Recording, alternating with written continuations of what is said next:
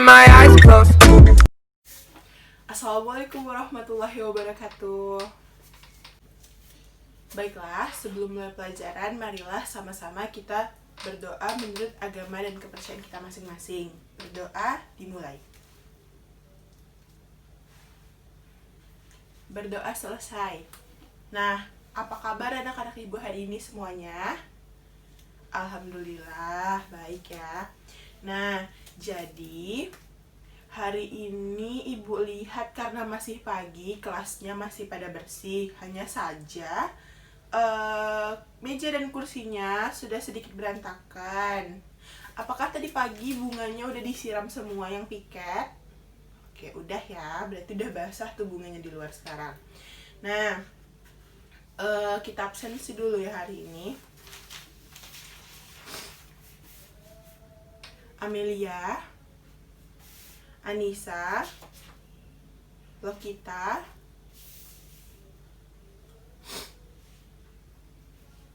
oke, anak-anak ibu hadir semua ya. Nah, baiklah. Sebelum kita mulai pelajaran, masih ada nggak sih anak-anak ibu yang ingat minggu lalu kita belajar tema 1, subtema 1, pembelajaran keberapa? Oke, pembelajaran kelima ya. Nah, berarti kalau misalnya sekarang hari ini kita akan mempelajari tentang pembelajaran ke-6, di mana hari ini Ibu akan mengajarkan materi Pancasila, yaitu sila ketiga. Minggu lalu udah, tapi sila ketiga. Nah, berarti hari ini kita akan mempelajari sila keempat dan sila kelima. Lalu pada hari ini juga Ibu akan memberikan materi tentang pecahan bilangan 3 angka. Di situ nanti Ibu akan membantu anak-anak semua untuk dapat membaca bilangan dan kita akan menentukan bilangannya itu. Nah, ini kenapa nih ribut? Oke. Nah, lalu Ibu akan memberikan teks percakapan di mana nanti anak-anak Ibu semua Ibu harapkan dapat mencari ungkapan yang ada di dalam teks percakapan tersebut. Nah, lalu dari sila keempat dan sila kelima yang akan kita pelajari, anak-anak Ibu semua Ibu harapkan dapat menerapkan musyawarah dan juga menerapkan keadilan di dalam kehidupan kita sehari-hari. Oke, nah jadi di sini adalah cerita tentang hidup rukun. Nah, di mana berjudul, ayo judulnya apa? Menentukan tempat liburan. Baik. Nah, di sini anak-anak Ibu bisa lihat nggak? Ini fotonya sedang ngapain? Ya, Amel? Oke, sedang menentukan tempat liburan. Berarti mama, papa, Ani dan Didi sedang menentukan tempat liburan. Dengan cara, ada yang tahu nggak mereka ini sedang berdiskusi dengan cara apa? Oke, Anissa, benar. Dengan cara musyawarah. Nah, mari sama-sama kita baca dulu ya teksnya. Menentukan tempat liburan. Sekarang hari Minggu. Semua anggota keluarga ada di rumah. Mereka berencana liburan ke suatu tempat. Ayah meminta pendapat kepada semua anggota keluarga. Ani ingin berlibur ke kebun binatang. Didi ingin ke pantai. Ibu ikut saja asal semua sepakat. Ayah menerima usulan Ani untuk pergi ke kebun binatang. Didi pun akhirnya sepakat. Ia tidak marah meskipun usulnya tidak diterima. Didi menyadari saat ini musim hujan, jadi kurang tepat jika berlibur ke pantai. Semua telah sepakat untuk berlibur ke kebun binatang. Nah, dari cerita tentang teks hidup rukun di rumah, apa yang dapat anak-anak Ibu sampaikan atau anak-anak Ibu simpulkan dari teks yang udah kita baca barusan ini? Oke, berarti dari jawaban teman-teman anak Ibu semua, dapat ibu simpulkan kalau misalnya anak-anak ibu bilang bahwa dari cerita tentang teks hidup rukun di sini terkandung sila keberapa tadi? 4 dan 5. Nah, masih ada nggak yang ingat sila keempat dan sila kelima Pancasila kita itu apa? Keempat kita itu adalah kerakyatan yang dipimpin oleh hikmat kebijaksanaan dalam permusyawaratan dan perwakilan. Nah, kenapa sila keempat kita itu dikaitkan atau dihubungkan dengan materi kita yang berjudul menentukan tempat liburan? Oke, pinter sekali jawabannya loh kita. Karena untuk menentukan tempat liburan, keluarga ayah, ibu, Didi, dan Ani menentukan dengan cara musyawarah. Nah, oke. Lalu, kenapa dikaitkan dengan sila kelima? Ayah dan ibu berperilaku adil. Nah, karena kan di sini ayah itu dia tidak memihak kepada siapapun dan ibu juga sebalik. Dan ibu juga sama seperti ayah. Nah, di mana hanya Ani dan Didi yang menentukan di mana ingin berlibur. Seperti contohnya, Ani ingin berlibur ke kebun binatang. Didi ingin ke pantai. Di mana pada saat ayah, ibu, Ani, dan Didi menentukan tempat liburan, kondisi cuaca di sana sedang suka hujan. Nah, kalau kita pergi ke pantai dengan kondisi hujan, lalu angin, pasti di sana tidak ada tempat untuk berteduh. Sedangkan kalau misalnya pergi ke kebun binatang atas usul Ani, di sana kita tetap bisa berteduh, ya kan? Lalu biasanya di dalam kebun binatang ada tempat-tempat yang jalurnya atau jalannya itu ada atapnya, jadi kita tidak kehujanan. Nah, berarti sila kelima itu adalah keadilan sosial bagi seluruh rakyat Indonesia. Nah, di mana ayah berperilaku adil terhadap anggota keluarga di rumah. Nah, berarti ada nggak yang dapat menyimpulkan apa inti dari percakapan atau inti dari cerita hidup rukun di rumah ini? Satu orang aja ibu mau. Oke, Fadel. Oke, Fadel bilang kalau misalnya Fadel akan menerapkan musyawarah di dalam rumah bersama ayah, ibu, Faruk dan Ica. Nah, di mana nanti berarti kalau misalnya Fadel dan keluarganya akan menentukan tempat liburan, ia juga akan mengajak ayah ibunya untuk bermusyawarah. Lalu Fadel meminta ayah dan ibunya untuk bersikap adil.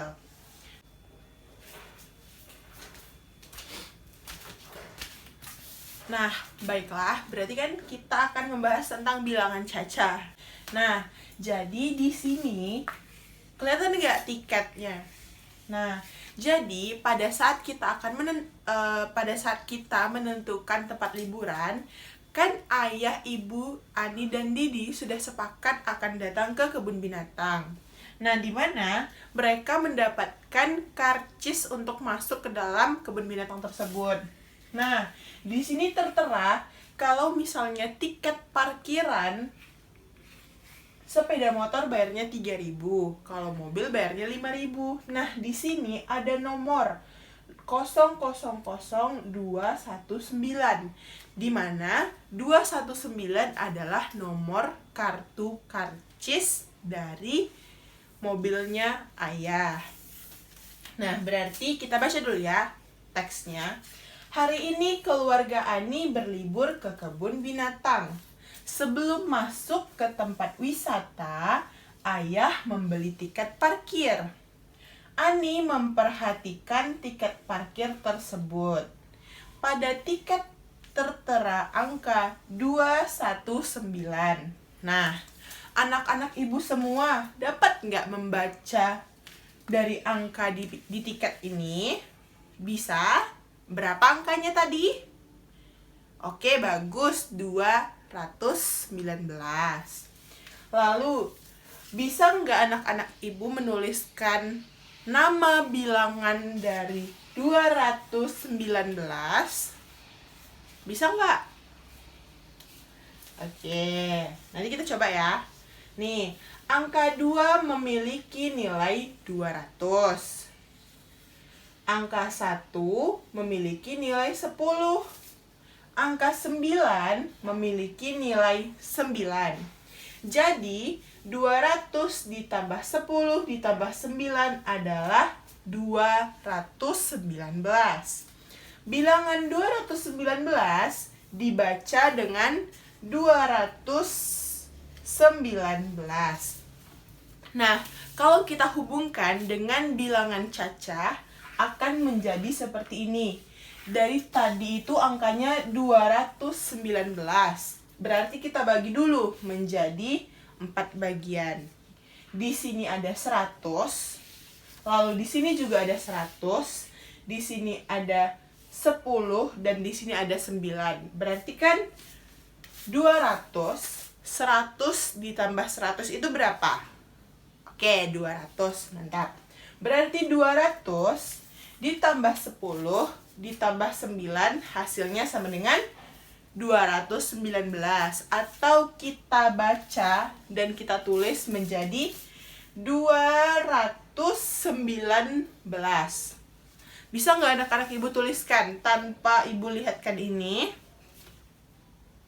Oke, kalau gitu ibu coba kasih satu soal latihan. Nah, coba tuliskan angka 314. Gimana? Oke, ibu lihat satu-satu ya. Berarti dan anak-anak ibu juga udah ngerti semuanya. Nah, jadi ibu harapkan anak-anak ibu bisa menuliskan bilangan 3 angka dengan benar. Oke? Oke. Nah, jadi di sini udah terdapat teks percakapan antara ibu dan Tommy. Nah, mari kita baca sama-sama aja ya. Ibu, sedang apa kamu, Tom? Lalu Tommy menjawab, sedang berlatih membaca puisi, Bu. Untuk lomba puisi yang diadakan di sekolah. Ibu menjawab, wah, bagus itu. Kapan perlombaan itu dimulai? Kata ibu. Lalu Tommy menjawab, lusa, Bu. Tapi Tommy tidak yakin. Tommy malu jika sudah berada di atas panggung. Ibu menjawab, jangan merasa rendah diri, Tom. Ibu yakin kamu pasti bisa. Berlatihlah dengan rajin hingga mahir. Ibu akan membimbing. Lalu Tommy menjawab lagi, baik, Bu, terima kasih. Nah, dari teks percakapan antara ibu dan Tommy, menurut anak-anak ibu semua, ada tidak kalimat ungkapan yang memiliki arti? Ada atau tidak? Yang mana? Bagus, Anissa. Terima kasih atas jawabannya. Nah, Anissa bilang, rendah diri salah satu kalimat ungkapan.